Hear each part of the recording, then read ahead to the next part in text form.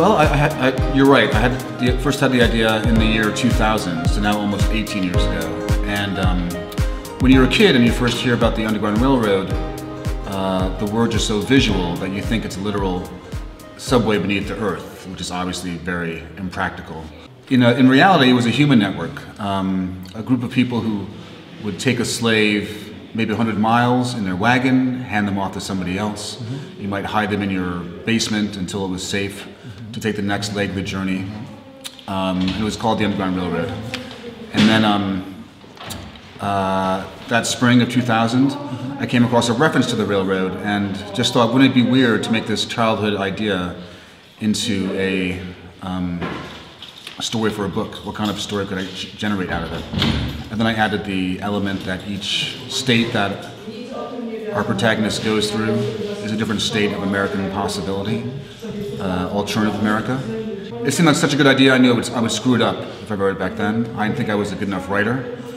I thought if I wrote some more books, I might become better and be able to pull it off in a technical sense. And if I was older, I might be able to be more mature and be able to treat slavery in the way it deserved to be treated. And so each time I finished a book, I would take out my notes and think, am I ready? And then finally it seemed that the scary book, the one I didn't know if I could write, was the one that maybe I should be doing. I did put it off for many years, and but the idea stayed with me. And sometimes you have an idea for a project and then you lose interest and it falls by the wayside. In this case, it stayed with me for now about 14 years before I committed myself. And I had an idea for a book set in New York about a writer, and it seemed that I knew I could do it. There was no challenge there.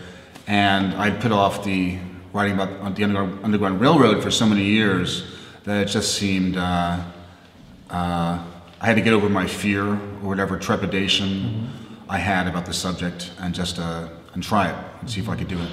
Definitely researching and coming to the material as someone in their 40s, I have a deeper understanding of the true devastation of slavery, what it means for people. I think like a lot of people, my first exposure to the topic was seeing the movie Roots with my family. It was a big national phenomenon around the world also.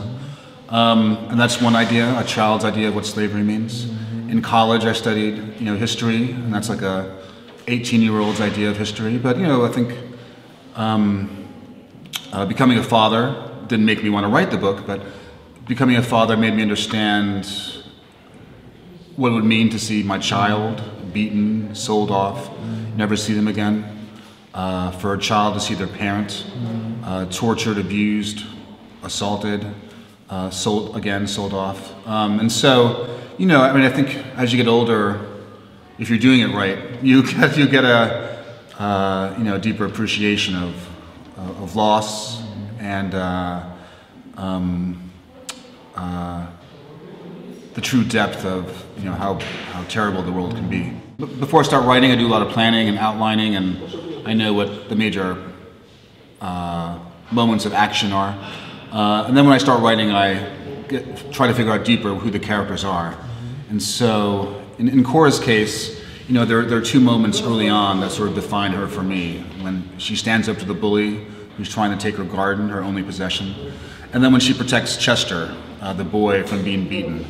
What is it that makes her, at this moment, when she sees an injustice, step up at great risk to herself? And those two moments sort of provided like a sort of compass for her character later in the book. And then of course, her mother's departure is an important moment in her development. On the one hand, her mother is an example of someone who can escape. On the other hand, her mother has abandoned her to the hell of the plantation. And so of course that is an important moment in her psychology and determines her relationships, what she can hope for, those early decisions you make about a character determine all their actions and relationships later in the book. In some cases, I have to leave the house. Like for my book before this, it was about the World Series of Poker. I had to leave the house. I really hate going anywhere, and luckily a lot of the primary materials about slavery are digitized and a lot of different online archives. And so I went, there are two big histories of the Underground Railroad. Bound for Canaan by Fergus Bordewich is one. A recent one is Gateway to Freedom by Eric Foner. But for me, the best resources were the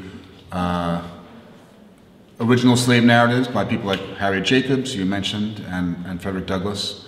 And then in the 1930s, during the Great Depression, the US government hired writers, put writers back to work to interview former slaves, get their oral histories of their lives before they died. And there's a lot of stuff that would not go into a history book. What they ate, how they talked, what they wore, the language. In 1850, was it more common to say wagon or buggy? And all those sort of small word choices, nouns and adjectives that hopefully add up, at least for a modern reader, making it sound as if it's rooted in the past. The older a book is of mine, the more flaws I see. Like The Intuitionist, my first book, I would cut like 10 adjectives. I was really into adjectives that year. Maybe 10 pages from John Henry days. But with this book, I try really hard to criticize it, and I'm still pretty fond of it. If you ask me 5 years from now, I might have a different answer.